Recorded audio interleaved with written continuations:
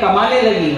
देखिए, एक माँ का रूप और एक आर्थिक जो बहुत बड़ा कंधे पर जो लेके बहन चलती है, उसमें काफी फर्क हो जाता है। प्रकृति ने जो मेल और फीमेल दोनों का जो अंतर बनाया वो हमें मानना चाहिए। हम कब प्रकृति से दूर होने चले गए? बराबर का हिस्सा कंधे से कंधा मिला के, हिस्सा कंधे से कंधा मिला के कमाना, वो इन सब बातों के अंदर हम ये भी भूल गए कि बच्चों से कब संवाद करना है, बच्चों के साथ कब बैठना है। संवाद बिल्कुल कम हो गया।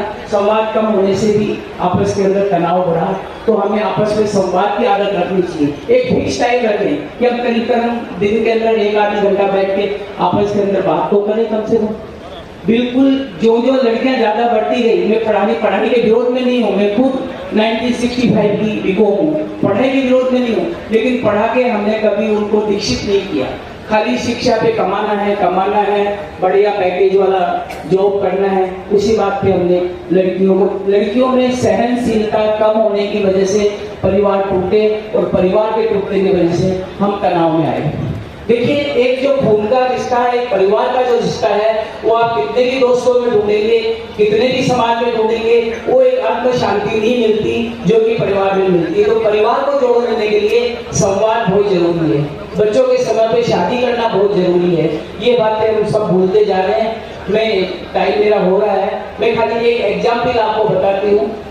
महाप्रज्ञ जी जो इस संसार में नहीं रहे, सूरत आए थे चौमासा करने के लिए, और उस टाइम में सूरत महिला मंडल की प्रेसिडेंट थी। तो हम सब बहनें उनसे मिलने गए। तो मैंने कहा कि मुनि जी, महाराज जी, कुछ अच्छी बातें ऐसी बताएं कि हमारी बहनें आगे दाम्पत्य जीवन में, आगे परिवार में निभाए तो कुछ काम आए। तो बहुत अच्छी बात बताई। 2 मिनट 1 सेकंड में आप कर लूंगी। उन्होंने कहा कि एक बार बिमला बहन, मैं कहीं किसी गाँव में जा रहा था, और गांव में जाते जाते एक लोहार मिला। उस टाइम में, आज तो सब संचय मशीनों में बनते हैं, उस टाइम लोहार वो हथौड़े से बना के अपना सब संचा बनाते थे। तो बोले लोहार मिला जो हथौड़े से तोड़ के अपना सामान बना रहा था।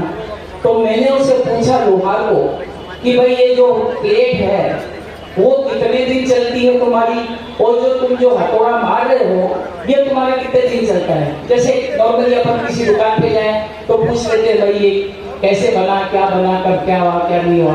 तो जो लोहार ने जवाब दिया वो ये क्या बोला वो कि जो नीचे की प्लेट है, महाराज जी बोले, मुनि जी बोले कि जो नीचे की प्लेट है वो तो मेरे पुरखों के हाथों की है, वो कभी नहीं टूटी आज तक, लेकिन जो हथौड़ा ऊपर से बार बार करता है वो हर 2 महीने से मुझे बदलना पड़ता है। तो मुनि जी ने कहा मुझे कि बिमला जी, आप बहनों को ये शिक्षा दिया करो कि जो सहन करेगा वो कभी नहीं टूटेगा, जो वार करेगा वो टूटेगा।